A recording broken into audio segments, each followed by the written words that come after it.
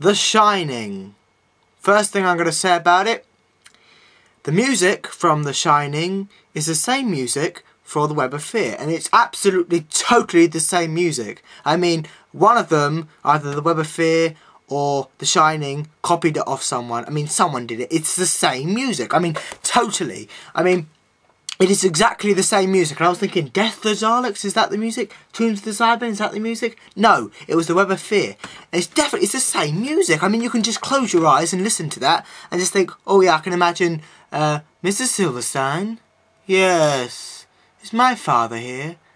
Yes, and take him away out of my house. You know, you can just imagine it. It's the same music. I mean, I can't actually check it because my internet's fucked up. First things first, right? Like Misery, there's only one graphic scene of extreme violence, which is good because, you know, I don't like violence. Misery has that scene where someone has their guts shot out, and The Shining has that scene when someone gets an axe in their back. And they're both quite graphic scenes. I mean, when I saw that, I turned away immediately. I didn't want to see someone having a knife. I mean, you literally, he comes out of the shadows and, you know, chucks his out. You see it. You see it. You see it go into his skin. It's quite graphic, yes.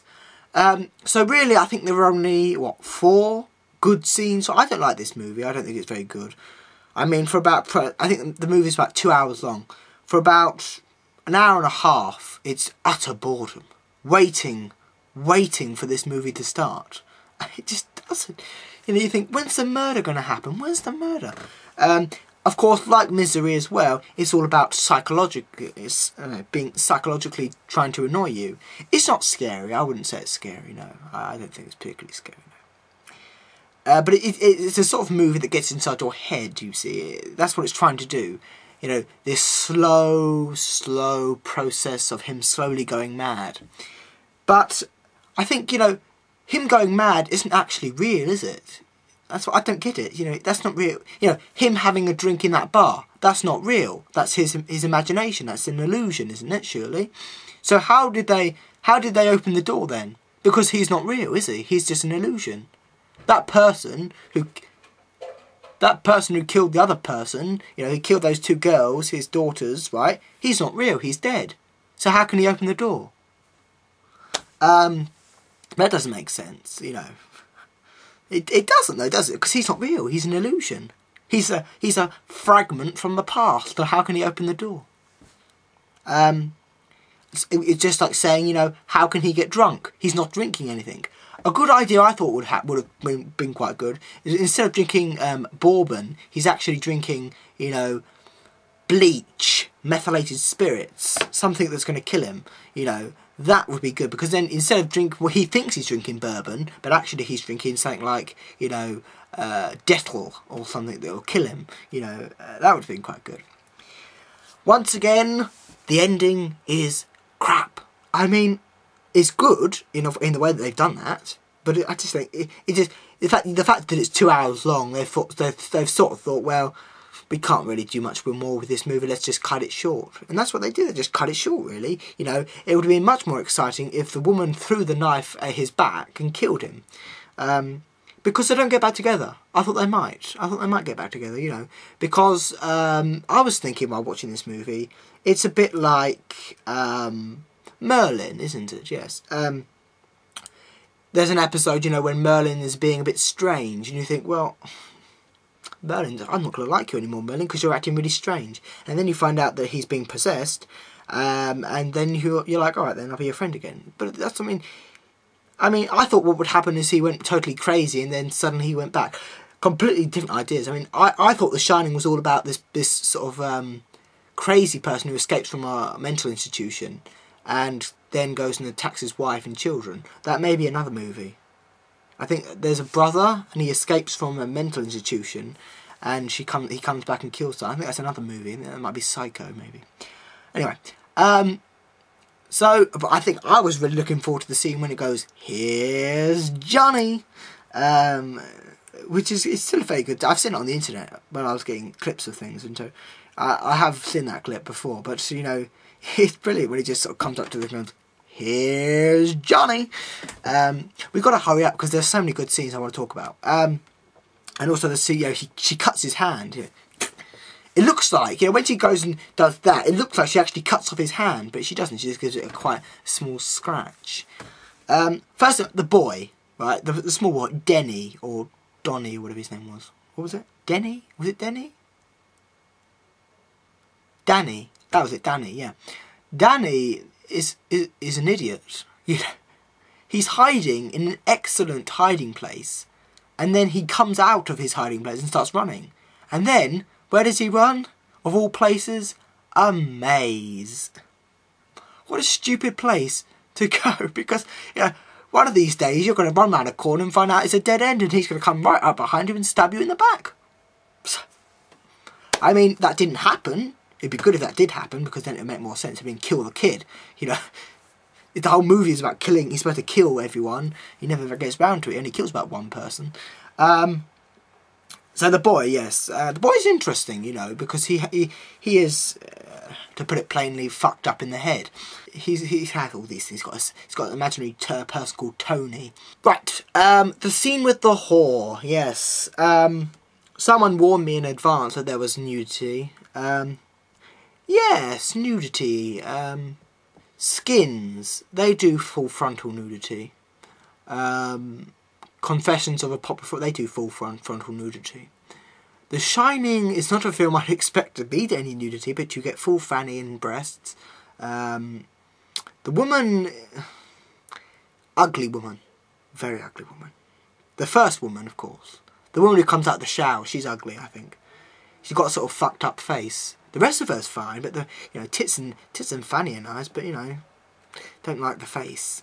And then in this horrible scene, we get to see her in the mirror, and we see her bottom, and she's actually mutating. And you get this scene of this old hag in the bath, and she's like totally mutating, and she's coming out of the bath going, ugh. I thought that scene was cringing. Ugh. This old woman. Ugh, comes out of the bath naked. Ugh, horrid. And she tries to have sex with him, but obviously she does not.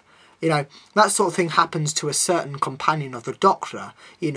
That's what happens if you touch Amy Pond. You turn into that. Other good scenes. The scene in the bar. The scene in the bar was very good, I thought. This imaginary thing. I like the fact that he's slowly going crazy. He starts off going, just when I'm in this room, you fuck off. And then he goes really, really crazy. And, starts going crazy. I have watched a parody of it. The Simpsons do a parody of it. And I think this is the last good Stephen King film adaptation.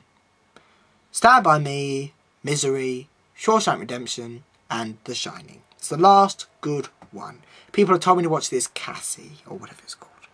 Chrissy, I don't know. I don't think that's very good. People rave about it and say it's a good one. I don't think it is. The plot's crap. I mean, I've looked at nearly all of the Stephen King, film adaptations, so I've looked at them and said, well, shall I watch this one? No, it looks crap. Shall I watch this one? No, it looks crap. So, Stephen King only had 4 pieces of work that were any good. Shawshank Redemption the highest, probably. Or maybe Stand By Me is probably the best, in fact. Stand By Me is so good, I want to watch it again now. But I can't, because that really fucked my head up. So, Stand By Me is probably the best. I don't know, Misery and the Shawshank Redemption is probably second best. And then third, Misery, fourth, Shining. I don't think The Shining is a particularly good adventure. I mean, it's extremely boring. I mean, cut out about an hour and you'd be thinking good entertainment, but it's just so boring, isn't it? Waiting and waiting and waiting. I think the setting is awful. Why set it in a hotel? It'd be better to set it in a house, because the hotel's too big. It's sort of like a TARDIS, really. And a hotel doesn't look very good. Pick a hotel that looks scary, but this one doesn't look very scary at all.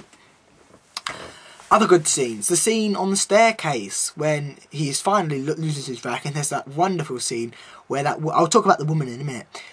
Where she's got the whole book that he's been writing is all work and no play makes Jack a dull boy. Excellent line. Right, let's talk about her before I forget about it. The woman, the wife.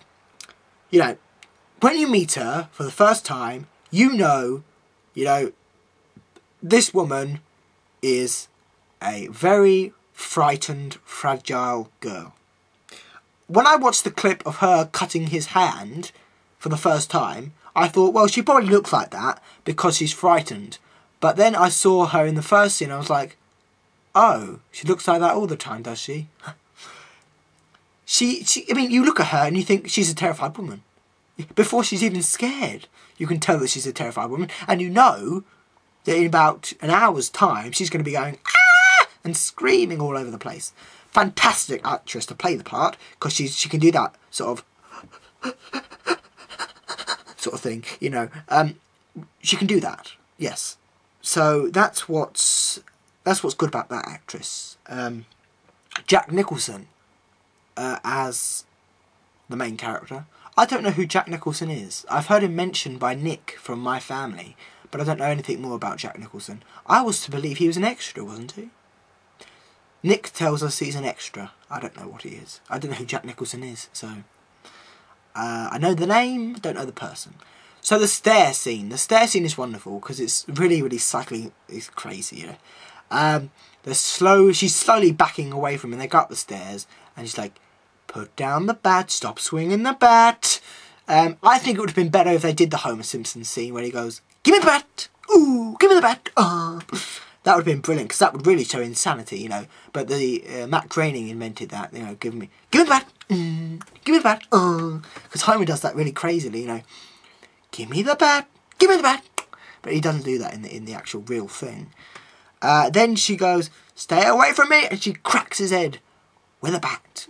And she makes the slightest little hit. I mean, people in Stephen King's novels seem to be absolutely, totally invincible. Misery, right? Misery. I want to talk... I forgot to mention this in my review of Misery. I love that scene when he sets fire to the new Misery book. And he shoves the pages into her face. I love that scene. It's excellent. He just literally picks up these burning pieces of paper, just shoves it in her mouth and shoves it all into her face. I love that scene. I think that's brilliant. So that was a good scene from Misery. But back to The Shining. I will never watch this film again. No, I won't watch it again. Merely because I don't want to waste 2 hours watching shit. I think that's just, it's that long, boring process of nothing happening. You know when we were doing that review of King Kong, and I said that the person who plays, you know, the person who says, "'Twas not beauty, it was beauty killed the beast," and I said that person doesn't put any enthusiastic into that line. He doesn't. That's the same with these two daughters. You know, when they go, "Come play with us, Danny, forever and ever and ever." Personally, the Family Guy version is better. The Family Guy version is more scary. You know, when they go, "Come play with us, Stewie, forever and ever and ever." That's more scary. The version in the movie isn't very scary at all, you know. I think they should have done it a bit like this. Oh my god, we've only got a minute left. Sort of like, "Come play with us, Danny, forever and ever and ever." So there we go, The Shining review. I've run out of time and thought I'd love to talk about it more, but... oh, the really upsetting part is when that man travels 5 hours to get to the house and then he's killed. Crazy! It's like a long effort to get there, and then he dies. I do like that scene at the end when he's frozen, because that's quite scary, but I won't watch it again. Not a very good film. I'm only really watching it because I had nothing else to watch. And I thought the film would be totally freaky with people being killed all over the place. But it wasn't. So I can say I like this movie, but I don't love it. So goodbye. I feel really bad now because I haven't made a video all day. But I had to review this.